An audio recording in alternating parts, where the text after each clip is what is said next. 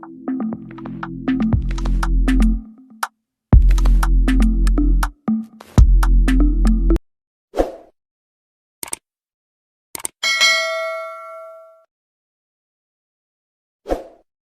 बच्चों, ज्योतिष easy learning channel में आप सबका स्वागत है। तो हम देख रहे हैं 8th स्टैंडर्ड का जो हमारा है 12th chapter equations in one variable. तो बच्चों, हमने पिछला जो है सब देख लिया है। अब हमारा वर्ड प्रॉब्लम चल रहा है। वर्ड प्रॉब्लम में हमने इंफॉर्मेशन कैसे कन्वर्ट करनी है ये भी देखा है। अब हम 12.2 देखने वाले हैं, प्रैक्टिस सेट 12.2।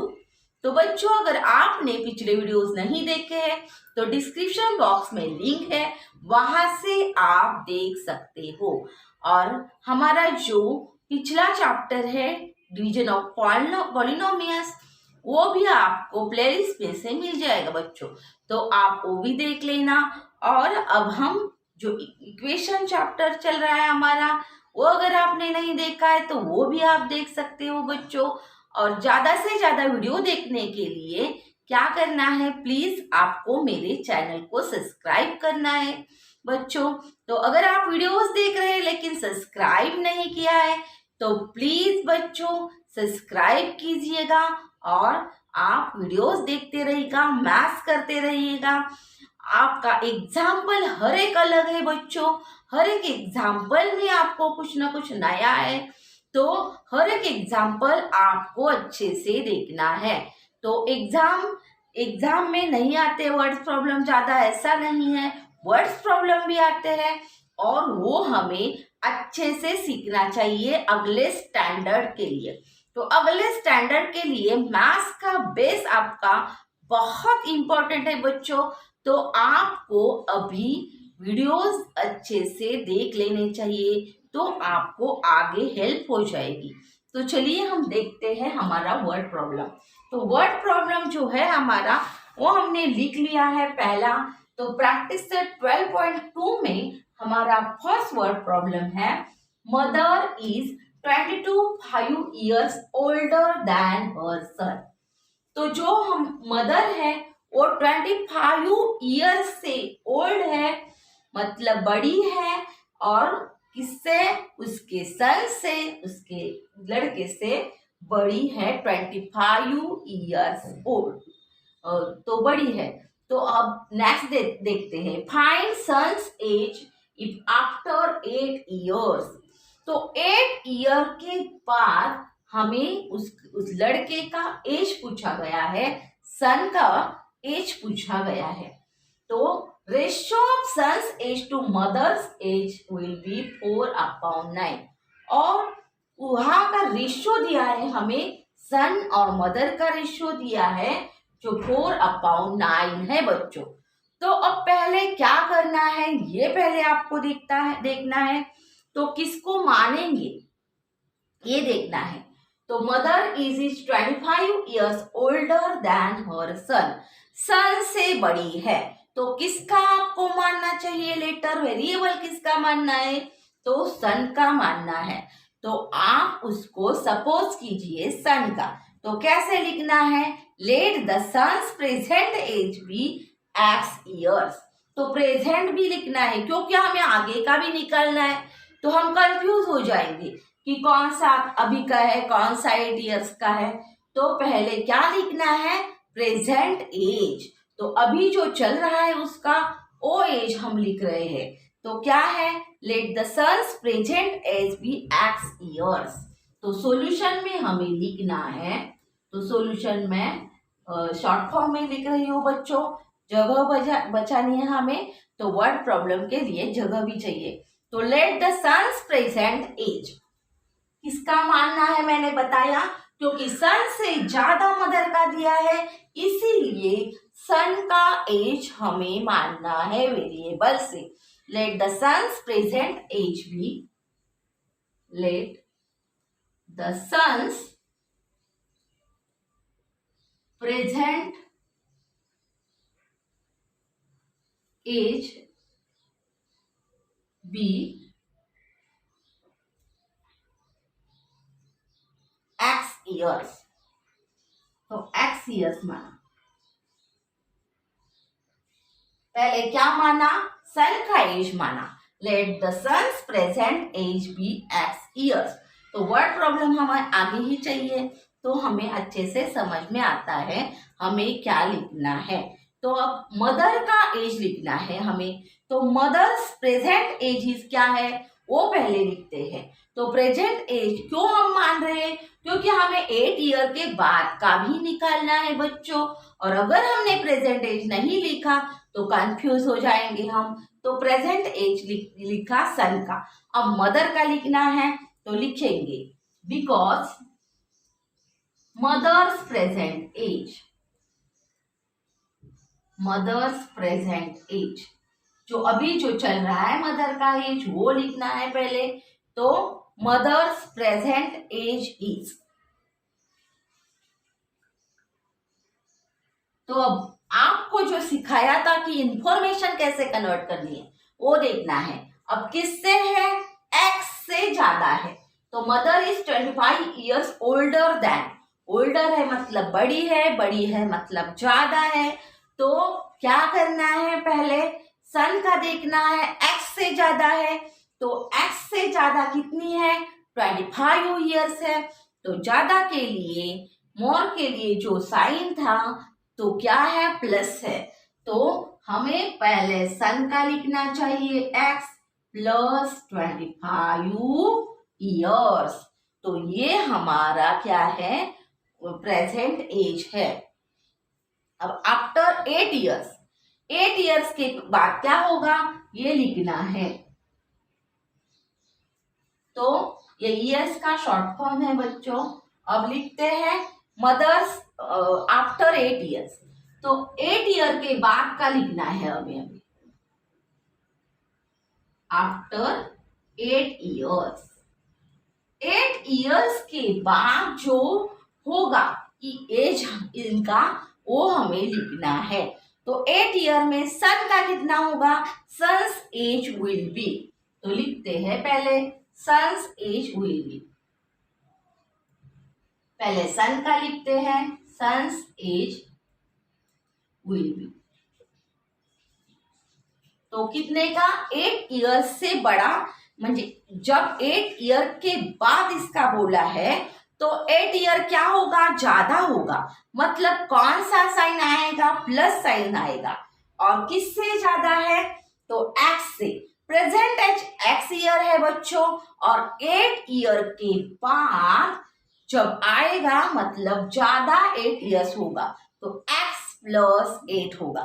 तो इसका एज है x प्लस 8, क्योंकि प्रेजेंट एज x ईयर है और 8 ईयर से बड़ा होगा तब तो ज्यादा होगा 8 ईयर, इसीलिए प्लस का साइन लिया है और ईयर्स लिखा। तो x प्लस 8 ईयर्स, उसका 8 ईयर्स के बाद होगा एज। तो चलिए नेक्स्ट देखते हैं क्या लिखना है, mother's age. Mother's age will be, mother's age कितना है वो भी देख लेते हैं। तो mother's age will be, mother's age देखिए क्या है यहाँ, प्रेजेंट एज x प्लस 25। तो x प्लस 25 के बड़े 8 ईयर से होगी मदर। तो क्या करना है, x प्लस 25 प्लस 8, क्योंकि 8 ईयर से ज्यादा, बड़ी मतलब क्या होगी, उसका एज बढ़ेगा मतलब ज्यादा होगा।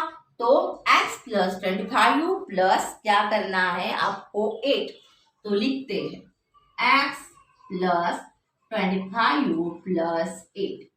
अब इसको क्या करना है, 25 और 8 की एडिशन करनी है बच्चों, क्योंकि ये सेम नंबर्स है तो नंबर्स की एडिशन हम कर सकते हैं। तो 33 आ गई, 25 और 8 32 आ गया, सॉरी 33 आ गया। तो लिखते हैं यहाँ क्या लिखना है, x प्लस 33 ईयर्स, क्योंकि मैं आगे लिखती हूँ x प्लस 33 ईयर्स। तो ये इसका जो है 8 ईयर के बाद एज वो आ गया, क्योंकि ये सेम नंबर है नंबर के एडिशन हम कर सकते हैं, तो नंबर का एडिशन किया और 33 ईयर्स आ गया है। अब नेक्स्ट देखना है फ्रॉम द गिवन इंफॉर्मेशन। तो क्या दिया है हमें इंफॉर्मेशन में, तो फ्रॉम द, ये आपको सब लिखना पड़ता है, फ्रॉम द गिवन इंफॉर्मेशन।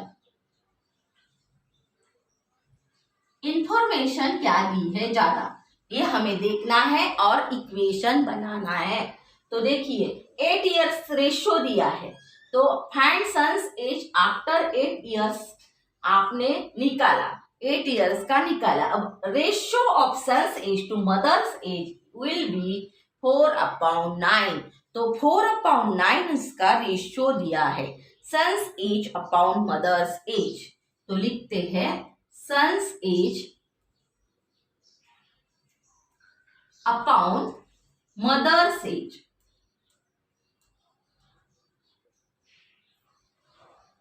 इनका रेशियो कितना दिया है बच्चों हमें, 4/9,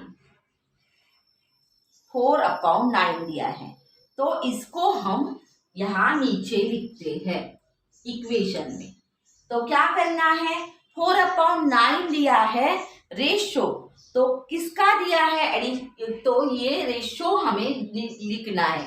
पहले सन्स एज लिखना है, सन्स एज कितना है हमारा, तो x + 8 इयर्स है, तो वो हमें यहाँ लिखना है x + 8 अपॉन मदर्स एज कितना है बच्चों, तो मदर्स एज हमारा x + 33 आ गया है, तो वो आपको लिखना है x + 33।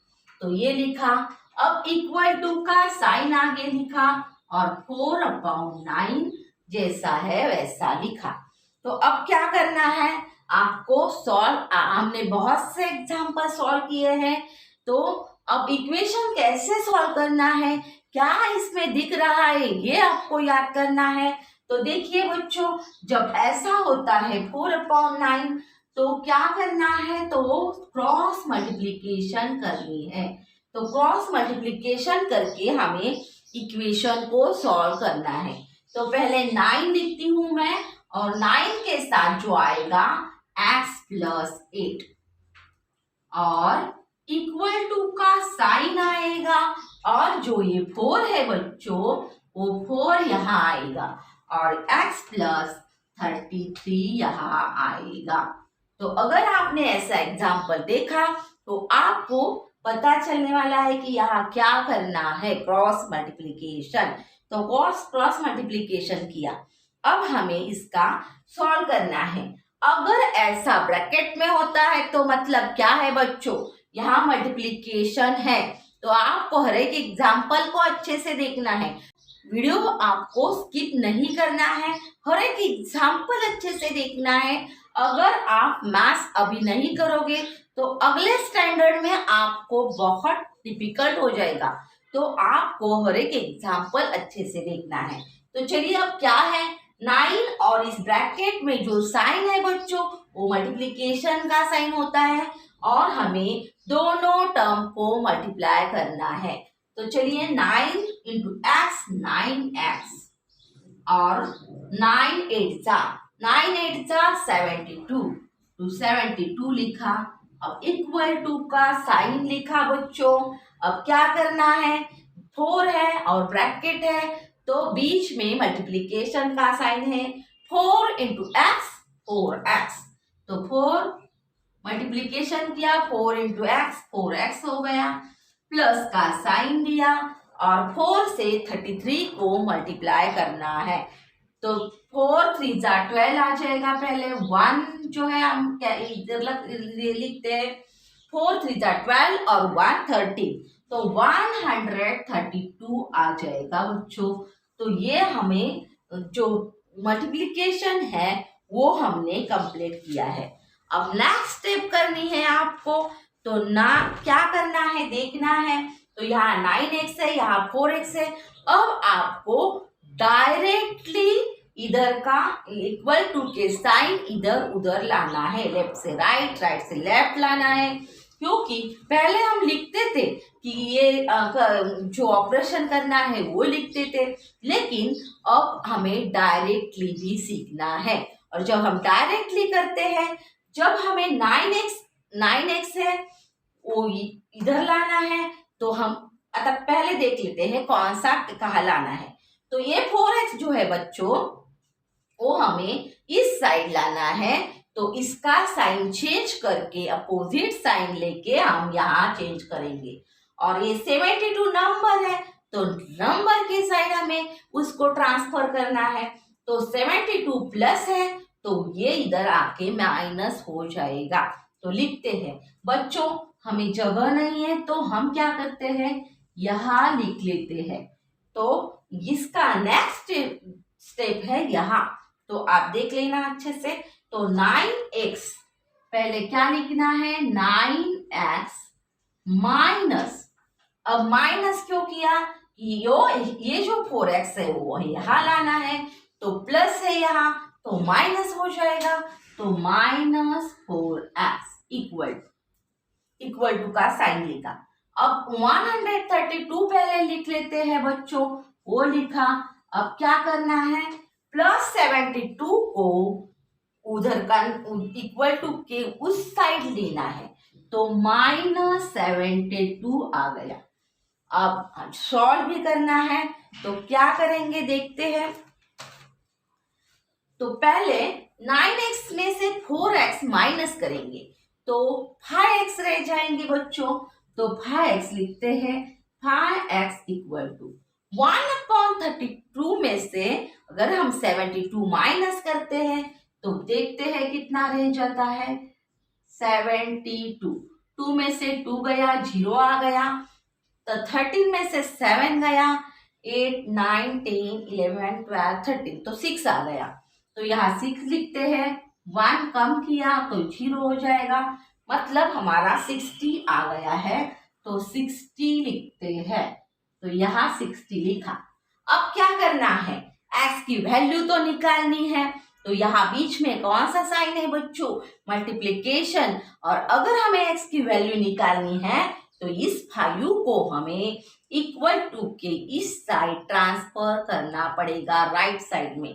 तो 5 कहाँ जाएगा, डिवाइड में। मल्टीप्लिकेशन है तो डिवाइड में जाएगा। तो चलिए लिखते हैं x is equal to 60 upon 5। तो अब 5 से इसको डिवाइड कीजिएगा, तो 5 1 जा 5, यही कर लेते हैं। 5 1 जा 5, तो नीचे 1 रहता है और ऊपर से अगर 0 लेंगे तो 10 हो जाएगा। तो 5 2 जा 10, तो x इज इक्वल टू कितना आ जाएगा, 12। तो बच्चों हमारा x 12 आ गया। अब क्या पूछा है हमें, सन्स एज। तो सन्स एज निकालना है। तो सन्स एज कितना है देखते हैं। तो कौन सा पूछा है, 8 इयर्स के बाद।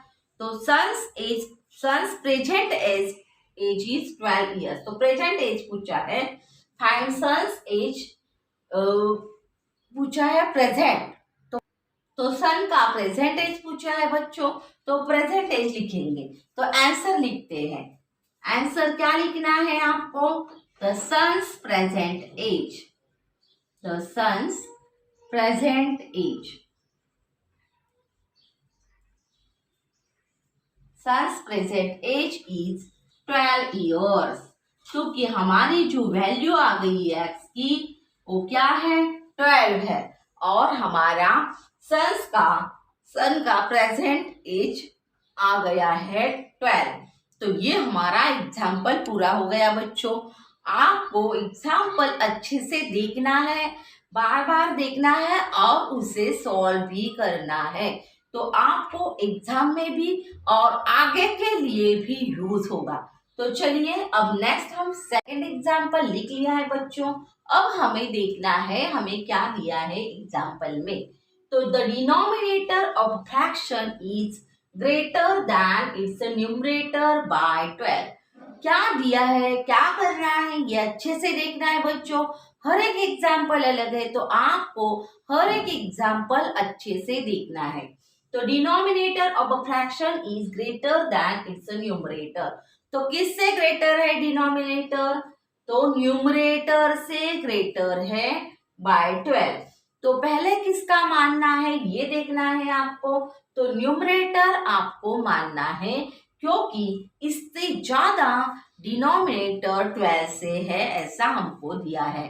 तो लेट न्यूमरेटर मानेंगे, पहले लिखेंगे let the numerator of the fraction be x.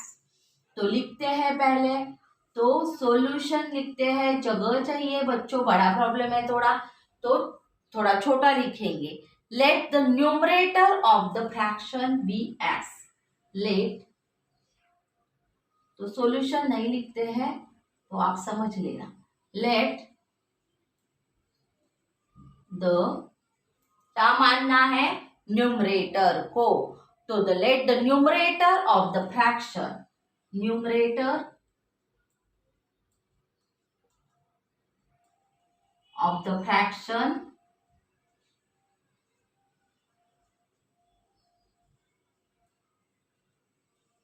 be x. The numerator of the fraction be x. तो ये हमने मान लिया है x न्यूमरेटर। अब क्या दिया है हमें? तो denominator of a fraction is greater than it's numerator. तो ग्रेटर मतलब बड़ा, और बड़ा जब है तो क्या चाहिए? प्लस साइन चाहिए। ज्यादा है, बड़ा है, तो हमें प्लस साइन चाहिए। और कितना ज्यादा है? 12 से। तो 12 से ज्यादा मानेंगे, उसमें लिखेंगे। पहले लिखते हैं, क्या लिखना है हमें? डिनोमिनेटर। तो the denominator of fraction is greater than, जो दिया है हमें वो सब लिखना पड़ेगा। द डिनोमिनेटर फ्रैक्शन लिखते हैं, जो हमें इंफॉर्मेशन दी है वो। लेट द डिनोमिनेटर, तो मैंने इसीलिए एग्जाम्पल लिख लिया है, जगह कम पड़ेगी, लेकिन हमें उसमें क्या दिया है क्या नहीं दिया है, क्या लिखना है, ये आगे आपको देखना चाहिए। तो देखिए, डिनोमिनेटर जो हमें इंफॉर्मेशन दी है वो पहले लिखते हैं। The denominator of a fraction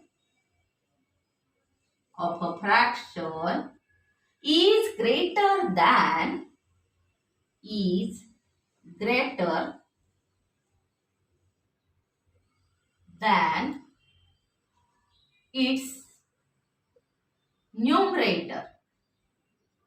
numerator by 12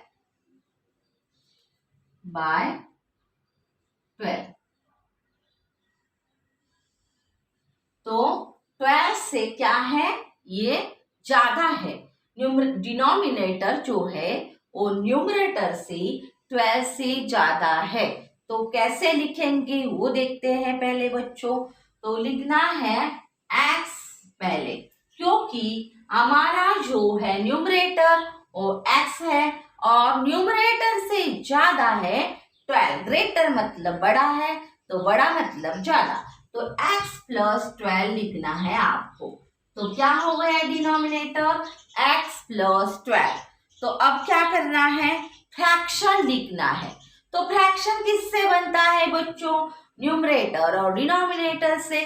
तो पहले हमें फ्रैक्शन लिखना चाहिए, तो लिखते हैं फ्रैक्शन। तो द फ्रैक्शन इज, तो फ्रैक्शन कौन सा बनेगा इसकी मदद से? द फ्रैक्शन इज, पहले क्या लिखते हैं? न्यूमरेटर। तो न्यूमरेटर है हमारा x बच्चों, तो x लिखा ऊपर, और डिनोमिनेटर क्या है हमारा? x plus 12। तो x प्लस 12 नीचे लिखा है। अब ये हमारा हो गया फ्रैक्शन। अब आगे क्या दिया है वो भी देखना है बच्चों। आगे भी आपको इंफॉर्मेशन दी है ज्यादा। तो if the numerator is decreased bye 2, तो आगे दिया है कि न्यूमरेटर 2 से डिक्रीज हो जाता है and the denominator increased by 7। तो 1 बाय 1 देखते हैं। पहले न्यूमरेटर का देखते हैं। The numerator is decreased bye 2। तो न्यूमरेटर 2 से कम हो गया है। तो ये हमारा जो दिया है the numerator is decreased bye 2। तो ये न्यू फ्रैक्शन हमें लिखना है। डिक्रीज से जो फ्रैक्शन मिलेगा हमें वो न्यू फ्रैक्शन है। पहले हमारा फ्रैक्शन ये आ गया है, अब जो डिक्रीज से तैयार होगा वो भी हमें लिखना है। तो लिखेंगे the numerator is decreased bye 2। The numerator is the numerator, आपको जो है वही लिखना है। तो घबराना नहीं, क्या लिखना है, क्या करना है, तो जो हमें इंफॉर्मेशन दी है वही लिखनी है। The numerator is decreased bye 2। अब न्यूमरेटर कौन सा है हमारा वो देखना है। तो x है, तो x से डिक्रीज हुआ है। तो आपको पता है न्यूमरेटर x है, तो x से डिक्रीज मतलब कम हो गया है बच्चों। तो कम के लिए साइन है माइनस, तो ये हमारा हो गया x माइनस 2। तो x माइनस 2 न्यूमरेटर हो गया। अब डिनोमिनेटर को लिखना है, तो डिनोमिनेटर भी जो हमारे इंफॉर्मेशन है वो लिखते हैं पहले। The denominator is increased by 7। तो यहाँ तो इंक्रीज हुआ है, तो वो लिखते हैं द डिनोमिनेटर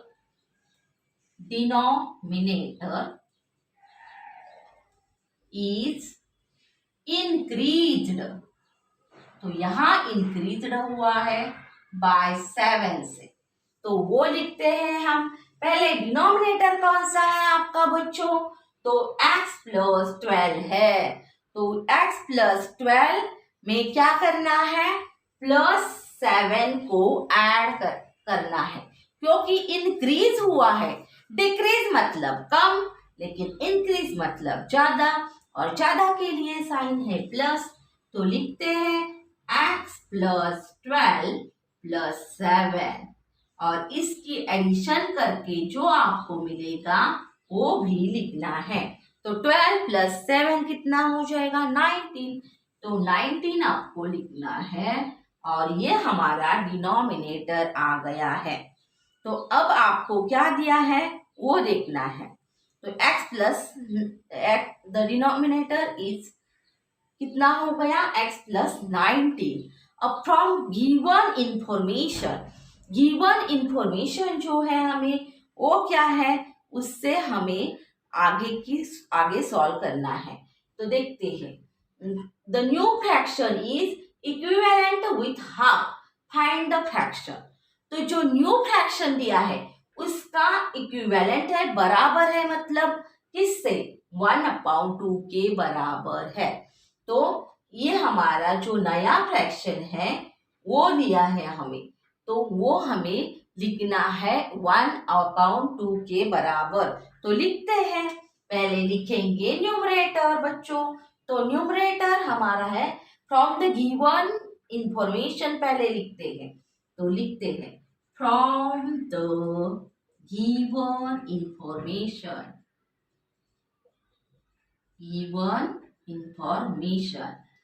तो गिवन इंफॉर्मेशन क्या दी है हमें, तो new fraction is equivalent with half. New fraction मतलब कौन सा है हमारा, ये है।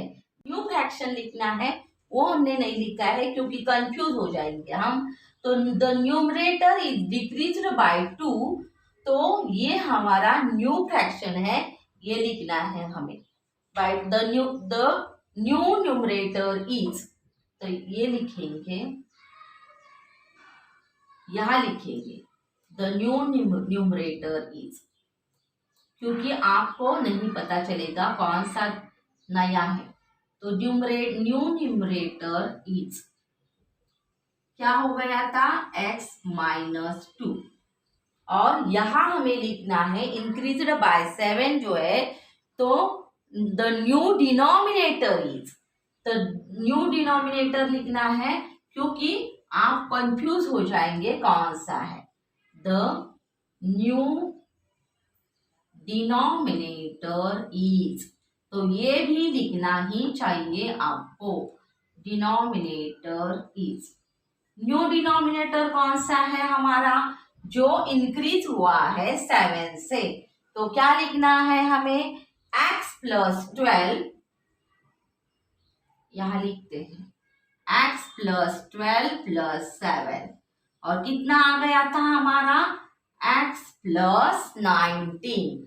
तो ये हमारा न्यू है, न्यू डिनोमिनेटर है। अब क्या देखते हैं, आगे दिया है कि and with half was increased by 7, the new fraction is equivalent with half। क्योंकि न्यू अगर हमने यहाँ नहीं लिखा तो आप कंफ्यूज हो जाएंगे कौन सा न्यू है। तो ये हमारा न्यू है, the numerator is the new numerator. तो न्यू न्यूमरेटर कौन सा है, x माइनस 2, और न्यू डिनोमिनेटर कौन सा है, x प्लस 19। तो आपको अब समझ में आ गया होगा, और ये है हाफ के बराबर, तो हम ये लिखते हैं। तो ये है हमारा न्यू डिनोमिनेटर न्यूमरेटर। तो अब लिखते हैं फ्रैक्शन में, और उसके बराबर हमें दिया है हाफ। तो लिखते हैं x from the given information, given information, given information से हमें पता चलता है कि ये न्यूमरेटर और डिनोमिनेटर हाफ के बराबर है। पहले न्यूमरेटर लिखते हैं x minus 2 upon x plus 19 equal to क्या है, 1 अपॉन 2। तो बच्चों ये हमारा ऐसे लिखा, न्यूमरेटर डिनोमिनेटर हाफ के बराबर है, इसीलिए इक्वल टू के साइन के आगे लिखा और इक्वेशन बनाया। अब इसे हमें सॉल्व करना है। अगर आप ऐसे देखेंगे न्यूमरेटर डिनोमिनेटर, तो क्या करना है, क्रॉस मल्टीप्लिकेशन। तो यहाँ क्रॉस मल्टीप्लिकेशन से आपको लिखना है। तो पहले 2 लिखते हैं, इधर लिखते हैं। अब तो पहले 2 लिखेंगे, और जो ब्रैकेट में है x माइनस 2 वो लिखते हैं, और आगे इक्वल टू का साइन लिखेंगे बच्चों। यहाँ 1 है, यहाँ x प्लस 19 है, तो ये लिखते हैं 1 और x प्लस 19। तो क्रॉस मल्टीप्लिकेशन किया और ऐसा किया। अब आगे के तो आपको पता है, क्योंकि यहाँ मल्टीप्लिकेशन का साइन है। ब्रैकेट जब होता है तो मल्टीप्लिकेशन का साइन होता है। तो हमें मल्टीप्लाई करना है 2 into x, 2x, 2 into 2 4, minus 4 हो गया, 2 इंटू माइनस 2 माइनस 4 हो गया, 2 टू 4। अब इक्वल टू का साइन लिखेंगे। अब क्या करना है, 1 इंटू एक्स, एक्स 1x, तो 1 लिखते नहीं है इसीलिए x लिखेंगे। 1 इंटू 19 सिर्फ 19 आ जाएगा, तो प्लस 19 लिखेंगे। अब आपको इसको ट्रांसफर करना है। तो 2x है तो x या लेफ्ट साइड लाएंगे, और राइट साइड में जो नंबर है उसको ट्रांसफर करेंगे। तो चलिए 2x है, और इस x को हमें यहाँ लाना है इक्वल टू के इस साइड, प्लस है माइनस हो जाएगा, तो ये हो गया माइनस x इक्वल टू का साइन लिखा। अब 19 जो इधर है वो पहले लिखते हैं, और हमें क्या ट्रांसफर करना है, -4 को इस इक्वल टू के साइड राइट साइड, तो -4 है +4 हो जाएगा। तो अपोजिट ऑपरेशन करना है डायरेक्टली, तो डायरेक्टली किया। अब 2x से x गया बच्चों, x मतलब 1x है, तो 1x गया, 2x से 1x गया, x रह गया, और 19 प्लस 4 कितना हो जाएगा, 23, तो 23 लिखते हैं। अब x क्या आ गया है हमारा, देखते हैं। तो हमारा न्यूमरेटर x है, क्या है, न्यूमरेटर x। तो हमें क्या पूछा है, तो वो पहले देखते हैं हम। एंड द डिनोमिनेटर इज 7, तो new fraction is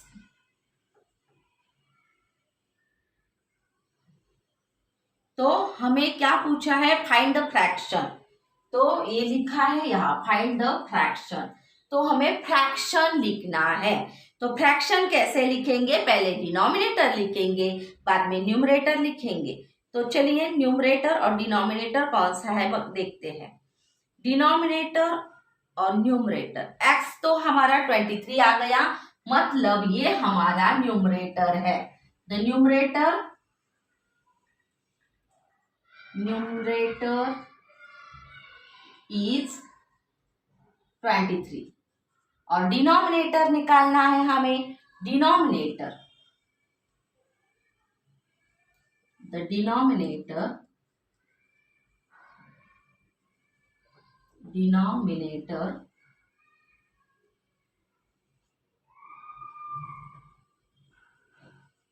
denominator is, कितना है बच्चों डिनोमिनेटर, x प्लस 12।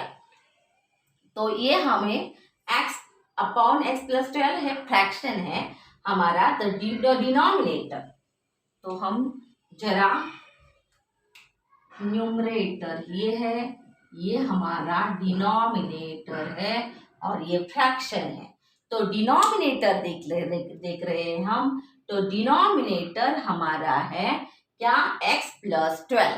तो लिखते हैं x प्लस 12। अब क्या करना है, x की वैल्यू जो है वो उसमें भरनी है। तो 23 प्लस 12 तो कितना हो गया, तो 3 और 2 5 हो गए, और ये 2 और 1 3 हो गया, तो 35 हो गया। 35 आ गया हमारा डिनोमिनेटर। अब फ्रैक्शन लिखना है, द आंसर लिखना है द फ्रैक्शन। फ्रैक्शन हमको पूछा गया है, तो फ्रैक्शन कैसा आएगा वो लिखते हैं। फ्रैक्शन में पहले क्या होगा, न्यूमरेटर, तो न्यूमरेटर है 23, तो 23 लिखेंगे,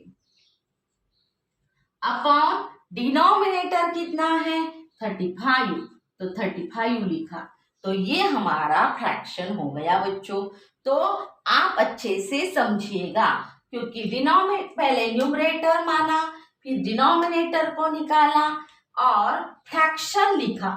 बाद में हमें दूसरी इंफॉर्मेशन भी दी है, तो the numerator is decreased bye 2, the new numerator is x minus 2 लिखा, क्योंकि न्यू न्यूमरेटर आपको लिखना चाहिए, नहीं तो आप कंफ्यूज हो जाएंगे।